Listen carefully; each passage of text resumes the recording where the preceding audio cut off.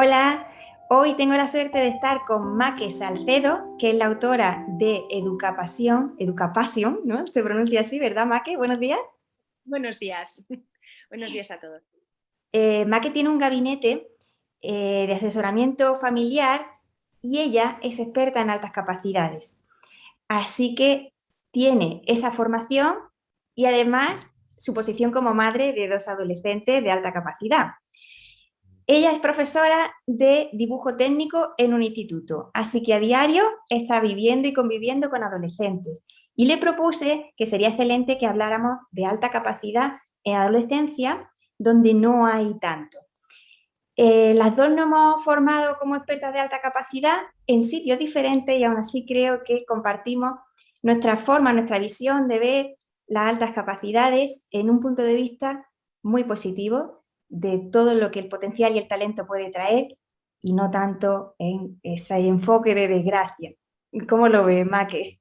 Pues totalmente de acuerdo, suscribo tus palabras. Sí que es verdad que para poder tener este enfoque, creo que las dos coincidimos también en que es necesario detectar esta alta capacidad y poder darle una correcta atención, porque efectivamente toda esa mala prensa que tiene es derivada de los casos en los que no ha sido atendida correctamente. Entonces, claro, sí que es verdad que si una persona tiene hambre y no le das de comer, pues queda desnutrida. Bueno, pues es que esto es igual, es lo mismo. Entonces, los problemas son derivados de la no atención de una necesidad educativa y emocional y social diferente que requiere una atención específica, nada más. Es así de sencillo. Lo que pasa es que es sencillo decirlo. Luego Luego llevarlo hacer. luego hacerlo es verdad que cada uno lo estábamos comentando tú y yo hace un segundo, que cada niño requiere una atención diferente, a pesar de que podamos estar hablando de dos adolescentes con alta capacidad, su alta capacidad será diferente, su personalidad será diferente, sus condiciones socioambientales y familiares serán diferentes, entonces cada uno necesita lo que cada uno necesita. No sé, decirlo de otra Totalmente. manera. Bueno, pues cuando yo le propuse a Ma que vamos a hablar de adolescentes, porque tú eres una experta, me sugirió Bueno, un tema que me encantó, que fue el de por qué un niño, un individuo puede llegar a la etapa de la adolescencia sin haber sido detectado como altas capacidades, que me pareció un temazo y es lo que me gustaría que charláramos aquí. Creo que la primera respuesta o el primer punto, que además sorprende a muchos de los padres que tienen niños con alta capacidad, es que tú y yo nos formamos con un posgrado. Es decir, el experto de alta capacidad es un posgrado universitario. No hay formación específica de altas capacidades lo suficientemente extensa dentro de carreras como psicología o educación, lo cual no lo lanzo como una puya, sino como una incitación a que se mejore la oferta educativa en este tipo de carreras. Entonces, ¿qué pasa? Que algunos padres se aquejan de el no lo veo, ¿no? Tengo un profesor que me dice que no lo ve, que no lo percibe. Es comprensible porque no hay una formación específica, tiene que haber un interés del propio docente después de ampliar y saber que no todos los niños que va a tener en el aula son idénticos y algunos van a tener otras necesidades. Creo que este no lo veo es una de las primeras razones por las que llegan pasan esa etapa de infantil y primaria, llegamos a la adolescencia y nadie lo ha visto porque no había la información suficiente. de hecho, Bea, casi todas las identificaciones que hay, bueno, yo tengo los datos de España, pero me imagino que internacionalmente pasará parecido, son animadas o son lanzadas por el interés de la familia. El yo no lo veo de los profesores, que tú acabas de comentarlo, vale, tiene esa explicación en que no hay una formación específica, que hay pequeños temas en magisterio y pequeños temas en psicología de alguna asignatura, pero no hay ni siquiera una asignatura. Bien es cierto que hay algunas universidades que están haciendo hincapié en la formación del profesorado en la alta capacidad, que son las que lanzan estos expertos, pero efectivamente se queda coja la formación de los docentes. Pero a mí lo que me preocupa, que eso, bueno, eso es un tema que es importantísimo, pero además a mí lo que más me llama la atención es aquellos casos en los que el yo no lo veo también venía de parte de la familia. Que mi experiencia por las familias que estoy tratando y los adolescentes que conozco, que se han identificado ya, pues eso, a los 14, 15, 16, incluso veintitantos años, Suele ser porque tiene una pequeña parte hereditaria y yo creo que los padres también tienen alta capacidad y ven actitudes en sus hijos que reconocen que, como actitudes suyas cuando ellos tenían esa edad y no les dan valor, o sea, no ven la diferencia con otros niños porque a lo mejor no tienen esa visión de muchos adolescentes juntos que podemos tener los profesores en el aula. Entonces, sí que es verdad que para saber ver, porque claro, tampoco vas a ver algo si estás buscando erróneamente. O sea, tristemente en la alta capacidad, que tú lo has hablado muchas veces, hay un montón de mitos. Entonces, si tú estás buscando a un pequeño Mozart o a un pequeño Einstein en tu clase, pues no lo vas a encontrar, porque incluso aunque lo hubiera, se va a camuflar. Porque los adolescentes específicamente, en concreto, tienen una necesidad de pertenencia a grupo brutal. Es su todo, es cuando pasan a conformar su identidad y no dejan de formar parte de su familia, pero sí hacen una familia anexa que es la de los amigos. Y la pertenencia al grupo es muchísimo más importante que el voy a desarrollar todo mi potencial, tengo este interés, pues si lo tengo que tapar, lo tapo, pero tengo que ser uno más. Y esto es peligroso, porque Sí, cuando recuerdo, escuché una vez, bueno, en un libro creo que era de Bárbara Kerr, que decía, cuando el adolescente dotado llega a esta etapa de la adolescencia, ya tiene perfectamente en mente el rol que va a desarrollar. Ya claro, sabe cómo debe comportarse para estar integrado, formar parte. Voy a elegir este camino, voy a elegir el otro. Hay una intencionalidad en cómo me voy a mostrar. Y a veces ese cómo me voy a mostrar, pues no me interesa ser el empollón del grupo, me interesa otro tipo de perfil. y lo peligroso que te comentaba es que esto es actuar, ¿no? Se convierten en actores y en actrices maravillosos, especialmente las actrices, que tienen un potencial brutal. Es agotador. Es que tú no puedes llegar a casa. A ver, ellos pasan en el colegio, en el instituto, 5 días a la semana, 10 meses al año. Tú no puedes dedicar toda esa gran parte de tu vida a fingir ser una persona que no eres sin que eso te pase factura. Es que llegan a casa agotados. ¿Y qué pasa? Que en casa, ¡ay, padres! ¿Cuándo nos damos cuenta? Vienen las iras, vienen las intensidades, pero como no van a estar cansados si los pobres llevan fingiendo ser una persona que no son durante 8 horas seguidas. De hecho, Tanto Maque, perdona, una señal muy, muy significativa es cuando los padres te dicen que hay dos niños, el que está en clase, del que me hablan en tutoría y el que está en mi casa. efectivamente, pero parece que no le conocen. No, le conocen, pero conocen al Pablo que está en el cole y no al Pablo que tienes en casa, o a la Sara, o a quien sea, ¿no? Efectivamente.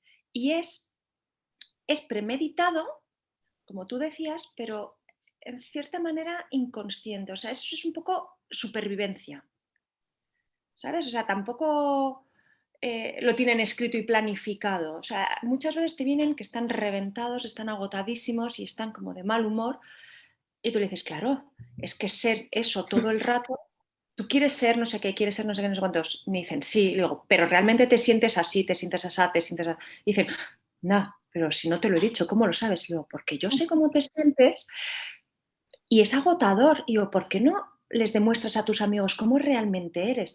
Uf, puedo perderlos. ¿Y te compensa tener amigos que no te quieren como eres, sino como tú pretendes ser, que no estás a gusto? O sea, es que es como, pero claro, cuando les haces caer en esa realidad, los chavales se espabilan mucho y de repente te dicen, oye, tengo paz. Es que viven sin paz. No me extraña que estén estresados o que les pueda derivar alguna angustia o alguna, ¿no? Es Sí, sí, agotador. aumenta la ansiedad y aumenta también en esta etapa la sensación de soledad, por esto que tú dices, no me ubico dentro del grupo. Cuando intento compartir conversaciones, a lo mejor las conversaciones que encuentro en mi grupo de adolescentes no son las que yo deseo, me aburren o no quiero participar, el small talk este que se dice en inglés, ¿no? Las chácharas, la conversación porque sí. Incluso a veces, por ejemplo, pasa en las chicas que se acaban interesando más o sintiéndose más cómodas en grupos de chicos porque la conversación de chicas de ese momento no va con ellas. Y luego hay una parte también emocional. Ellas, y tú que tienes 2 hijas lo habrás visto, empiezan con sentimientos de reciprocidad y de fidelidad y de amistad muy pura antes que sus pares. Entonces, cuando llegan a esta época ya son una Emil Bronte total. Y pasa que... El otro día estuve hablando con, perdona que te interrumpa, es que es justo Sí, de esto, una niña de 6 años recién cumplidos, ¿eh? Y me decía, Ma, que es que no me gusta los juegos del recreo, dice, no me gusta porque no se portan como amigos de verdad. Un amigo de verdad no puede decir que es tu amigo y luego hablar mal de ti, por ejemplo, o empujarte en el pilla-pilla. Es que eso no son amigos de verdad. Una niña de 6 años ya tiene muy claro su concepto de la amistad. Esta niña ponla a los 13. Una niña de 13 años del montón. Yo estoy bueno, muy acostumbrada a trabajar con ellas. Están empezando a descubrir lo que es la amistad. No lo saben, quieren tener amigas, pero ellas te dicen, cuando hablas en tutoría, te dicen que su amiga, ¿por qué te cae fulanita bien? ¿O por qué es tu amiga? No, pues porque es la más guapa, porque tiene un reloj no sé qué, porque sus zapatillas molan, porque tiene la casa en la que hacemos los mejores planes, porque y dices, espera, espera, eso no son valores de amistad. Eso es, bueno, una chica del grupo con la que te encanta estar por estos motivos, pero no estos es una amiga. beneficios. Claro, y entonces, claro, una niña que de repente dice, oye, es que no puede ser que, bueno, ya un poquito más arriba y también, bueno, 13, 14, oye, es que he cortado con el chico con el que estoy saliendo, ha escrito a mi amiga y se ha ido a tomar un café con él. O, bueno, un café no, se han ido juntos, tal, no sé. Y dices, es que, y entonces le duele más la traición de su amiga que el que su ex haya estado con, porque su concepto de amistad es otro. Eh, Es que tiene unos andamios que empezaron a construirse antes que las personas de su clase. Y eso pues se nos olvida. Otra cosa que yo te quería comentar de cómo puede pasar esto, cómo no me avisaron que mi hijo tenía alta capacidad cuando estaba en infantil o en primaria, cómo me lo están diciendo ahora que está en la ESO, ¿no? O va a empezar el bachiller. Y es que a veces en el primer screening que se hace en los colegios pueden pasar desapercibidos porque el profesor no lo nomina o no lo ve o no, en ese caso pues no procede y no sigue hacia adelante. Y otras veces incluso se le hace las pruebas a los niños, creo que se incide demasiado en la valoración psicométrica, otros aspectos se pierden, por ejemplo hablábamos de los que son más creativos, incluso que algunos, esto puede sorprender, y es que niños muy dotados pueden dar una puntuación baja en espacios como por ejemplo velocidad de procesamiento o en memoria de trabajo. ¿Cómo puede ocurrir esto? Bueno, pues es que a lo mejor el niño necesita más tiempo para hacer esa prueba o incluso algunos sienten que es demasiado simple como para que sea eso lo que me están pidiendo. Entonces fíjate. no puede ser. Y las preguntas más básicas no las contestan y luego lo más complicado sí que lo pueden conseguir. Parece un absurdo, No, pero pero sí. fíjate, tiene una lógica. De hecho, yo cuando me formé en altas capacidades, justo el que nos hablaba de este tema de las valoraciones psicométricas, nos decía que titulación para pasarlas la tienen todos los psicólogos y los psicopedagogos. El problema es que tienen que tener una formación específica de alta capacidad para poder interpretar esos tests de los que estás hablando. Porque estos niños, no todos están capacitados, a pesar de estar dotadísimos, no están capacitados para ser evaluados por estos test. Me explico. En cuanto a la velocidad de procesamiento que decías, muy fácilmente es confundible una alta capacidad con un TDAH porque la velocidad de procesamiento es similar. ¿Por qué? Justo por lo que estabas diciendo, las preguntas son demasiado simples o ellos son muy literales, que es otra de las características de estos niños, ¿vale? Y en cuanto a lo de que necesitaban más tiempo, fíjate que está contemplado en la ley que tanto los niños con dificultades de aprendizaje, dislexia, TDAH o todo lo que nos solemos encontrar en el aula, como los niños con alta capacidad disponen de este tiempo extra que te permite la ley. Y te digo porque justo ahora no, yo llevo muchos años en la ESO y en bachillerato. Entonces, todas estas solicitudes de tiempo extra las hacemos especialmente enfocadas al examen de la EBAU. Y los niños con alta capacidad tienen tiempo extra. ¿Por qué? Porque su cabeza, a lo mejor a la hora de me hacen una pregunta, un niño entiende que esa pregunta va referida al temario que hemos dado y sabe lo que le están pidiendo directamente. Pero los niños con alta capacidad, como tienen esa capacidad de relacionar ideas tan grande y encima tienen mucho más conocimiento que el adquirido en el colegio, a lo mejor para responder eso necesita acudir, o sea, en su cerebro a muchos lugares antes de poder elaborar la respuesta correcta. Y eso implica tiempo. No es cuestión de inteligencia ni de capacidad, sino de tiempo. Entonces, eso está contemplado en la ley y los niños...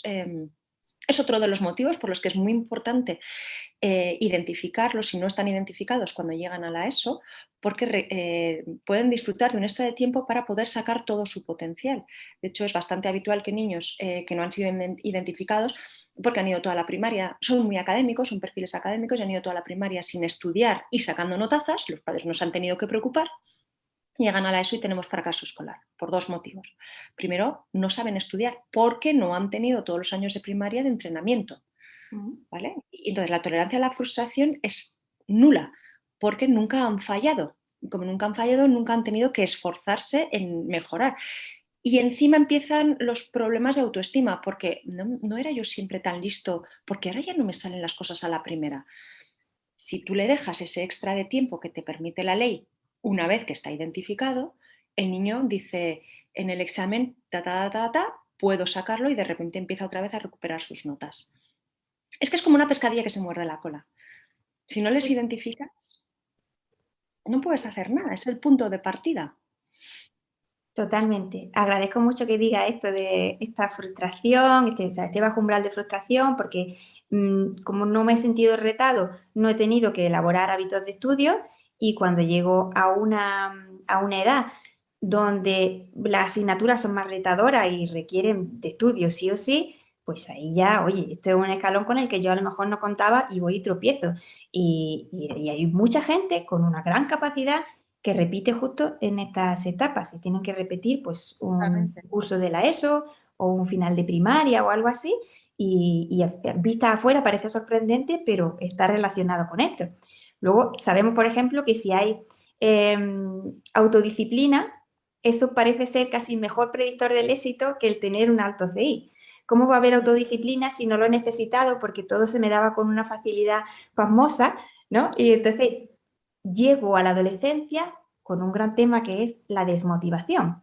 Y muchos padres me dicen, no, pero es que todos tenemos que estudiar cosas que no nos gusten. Es verdad, pero es diferente que no te guste a que no te haga sentir retado. Creo que todos tenemos el derecho a sentirnos retados. Gracias, qué bueno. Perdona, sigues, que me ha Sí, encantado ese sí, matiz. es que el derecho a sentirse retado deberíamos tenerlo en mente. Todos estudiamos, cuando estamos en la universidad, pues todos tenemos asignaturas y temas y parciales que son horrorosos y no nos interesan, pero si hay una conciencia de reto, bueno, yo voy a conseguirlo, voy a estudiarme esto y tal, pues uno va hacia adelante con ello. Otra cosa es que yo sienta que esto no solo simplemente es fácil, sino que no le encuentro la significatividad, no sé para qué me va a servir esto, no me apetece, bueno, ya se hace una bola ahí enorme. Eso se entrena, o sea, eso no aparece de repente, no es que mi hijo está desmotivado y entonces te contestan, pues es que la motivación tiene que ser intrínseca, tiene que nacer de dentro y dices, ya, bueno, imposible, porque encima es adolescente que tienen como esa vaguería añadida, que pues no lo saco de ahí. Y dices, es que bueno, el problema viene que no ha tenido esa sensación de reto desde antes. Pero bueno, siempre, nunca es tarde, siempre digo que cuando vienen niños que han sido detectados más adelante, no pasa nada, se puede empezar a trabajar con ellos. Y entonces es muy importante que ellos se conozcan cómo son, cómo aprenden, porque su cerebro aprende de forma diferente al de sus compañeros. Entonces, yo cuando ya son adolescentes y ya te entienden, ya puedes trabajar con ellos y hablar bien, pues les siento y les digo, mira, no vamos a hablar de estudios, te voy a explicar cómo eres tú. Y entonces les empiezas a decir y digo, y esto se debe a esto. Para solucionarlo tienes que hacer esto otro, esto otro, esto otro. Y de repente ellos empiezan a coger las riendas y dicen, vale. Y sí que es verdad que hay asignaturas que les gustan más, asignaturas que les gustan menos. Pero una asignatura que les gusta menos, si el profesor sabe de la desmotivación y de la capacidad que tiene su alumno, puede siempre enfocarla desde un punto de interés de él. Es decir, yo, por ejemplo, asignatura de lengua para un chico que le encantaba todo el tema de las motos. Oye, tiene que hacer redacciones, tiene que hacer exposiciones orales, tiene que hacer análisis sintáctico. Ponle frases de motos o dile de todos tus artículos de motociclismo, búscame en los que haya más oraciones, que tal, que no sé qué. Ya verás cómo trabaja la lengua, pero partiendo desde sus puntos de interés. O sea, eso es vital. Y en el momento en el que él ya le vaya cogiendo un poquito de cariño a la lengua, tampoco mucho, pero un poquito, pues ya entonces le podemos hablar de la automotivación, de la significación de logro. Yo les digo también el disfrutar del trabajo bien hecho, ¿no? O sea, me dicen, nah, es que me da igual. Sí, es que da igual. El problema es que ellos saben que da igual, una nota un 5 o un 8 en tercero de la ESO no va a ningún lado. Y ellos lo saben. Entonces, no va a ningún lado, me explico, curricularmente, ¿vale? Pero sí que va en la autosatisfacción, en la realización personal, en he conseguido un reto, lo he logrado, o de autoexigencia, de poder llegar al máximo. Pero es que eso se lo tienes que, esa semilla la tienes que ir plantando y regando mucho con varios años, no va de repente. Tampoco podemos esperar recetas milagrosas en la adolescencia cuando, ¿no? Se puede empezar y se puede trabajar y puede haber mejorías, sí, pero estas cosas, estamos hablando de personas, de construir personas y esto lleva un tiempo. Sí, mucho mejor antes. Por supuesto. Y otro tema que te quería comentar es cómo puede llegar a la adolescencia de forma invisible un niño que además tiene una doble excepcionalidad. Es decir, que además de tener una alta capacidad, pues tiene también otro diagnóstico comórbido que puede ser un TEA, puede ser un TDA. Estos son casi los más comunes, pero bueno, sabes, dificultad de aprendizaje y demás. Y aquí, cuando llegan a la adolescencia, creo que hay un fuerte impacto en su vida, porque no solo son extremadamente sensibles, sino que además quizá algunos tienen dificultades sensoriales, lo cual está afectando en su aprendizaje. Y creo que aquí lo que más se repite es el pero y el debería. Es decir, un padre que dice, es muy listo, pero, o a esta edad ya debería. Y es como una llamada de atención. ¿Por qué sospechamos de una alta inteligencia, pero luego no hay un rendimiento académico ajustado a eso a esas expectativas que tenemos, ¿no? Y es bueno ahí pensar si puede haber, oye, aparte de lo que yo estoy sospechando de alta capacidad, que yo veo en mi casa, a lo mejor no lo veo luego en las notas, pero puede ser que esté teniendo alguna dificultad, pues como esto, ¿no? Que tenga problemas de impulsividad o que tenga algo a tener en cuenta. Hombre, por supuesto, y además es muy habitual, muy habitual, porque debido a esa doble excepcionalidad es lo que hace que pasen más desapercibidos y más invisibles, porque la dificultad de aprendizaje se ve compensada por una alta capacidad que les hace encontrar estrategias distintas para ir sobreviviendo, y la alta capacidad no acaba de lucir porque obviamente está lastrada por una dificultad de aprendizaje, la que sea. Entonces, esto es súper habitual encontrarlo y son muy difíciles de ver por el profesorado, desde luego. Es más, a veces es contradictorio porque estamos más acostumbrados a ver las dificultades y cuando un niño ves que no sale, en el último de los casos te imaginas que pueda tener una alta capacidad. Y yo por mi experiencia he visto que suele ser bastante común, la verdad no he encontrado ningún estudio, no lo he buscado, pero suele ser bastante común que es que estos niños sean todos visoespaciales. Es decir, que el problema sale en la secundaria y en bachillerato cuando las asignaturas se vuelven más de codos y menos prácticas. Entonces, claro, ellos lo que es la lectoescritura y todo el tema de comprensión auditiva les cuesta más, aunque no tengan problemas de audición, pero les cuesta más de interiorizarlo que si va por imágenes. Yo sí que he visto que todos estos niños, cuando empiezas a trabajar con ellos con imágenes o de forma experimental, mejoran. Bueno, ahí requiere una implicación de la familia extra, que supongo que ya estarán acostumbrados cuando llegan a la adolescencia a tener que trabajar con su hijo, pero yo creo que es muy importante que él se autoconozca, él o ella, ¿no? Y sepa que esta es una dificultad y este es un potencial y entonces pues voy a ver si con esto consigo tirar para arriba. Y te iba a decir, ser consciente de sus límites en el sentido de, vale, yo no, en esta asignatura, por lo que sea, no puedo sacar más de un 6 o un 7, pues no frustrarme con eso y centrarnos en donde pueden brillar. O sea, yo creo que el sistema educativo está muy centrado en trabajar las dificultades, que está bien, pero se nos olvida potenciar las fortalezas, que me parece que es lo que realmente te hace feliz el día de mañana si tú trabajas en lo que se te da bien y, como dice mi madre, se te da bien porque te gusta. Y entonces es una cosa que lleva a la otra, ¿no? Y entonces creo que tenemos que centrarnos en trabajar sus fortalezas. ¿Se le da fenomenal la música? Pues oye, extraescolares a tope con la música que a lo mejor le ayudarán a estudiar mejor las matemáticas.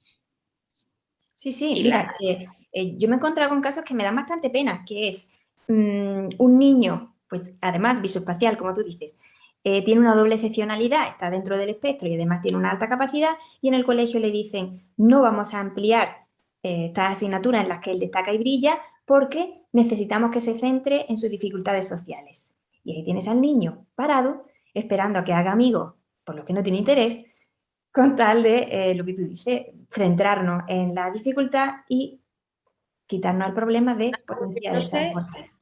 que además entonces no solo ese niño no está centrado en ampliar esas habilidades sociales o en mejorarlas como quiere su profesorado, sino que además está aburridísimo en esas asignaturas que se supone que se le dan bien, entonces como está aburrido pues no luce y no saca lo mejor de sí en ellas.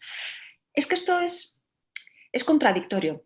Al revés, tú ponle cómodo, ponle retado, ponle interesado en su aprendizaje académico y verás tú cómo toda la parte social va después, porque gana en confianza, gana en autoestima, gana en seguridad y entonces ya, pues oye, puedo irme en el recreo a hablar con estos que a lo mejor puedo conocer a gente nueva o puedo estar más alegre, más abierto. Si estoy constreñido Más por otro lado, relajado. más relajado, claro. Sí, yo me acuerdo en mi colegio,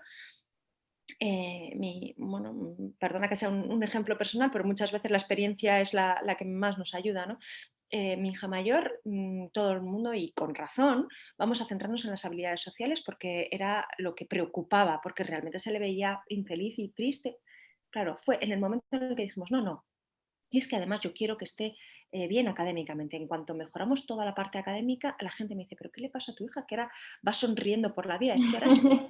Entonces ya ahora tiene más amigas y coge amigas de un curso, coge amigas de otro curso, le da igual. Pero en cuanto lo académico se ha solucionado, de repente, sin tener que trabajarlo, lo social ha ido para arriba. Entonces no nos podemos centrar en lo social cuando el problema, o sea, lo social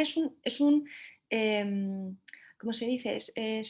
No es secundario, es súper importante, pero es Derivado a lo mejor, ¿no? derivado, efectivamente, es derivado de la no atención académica.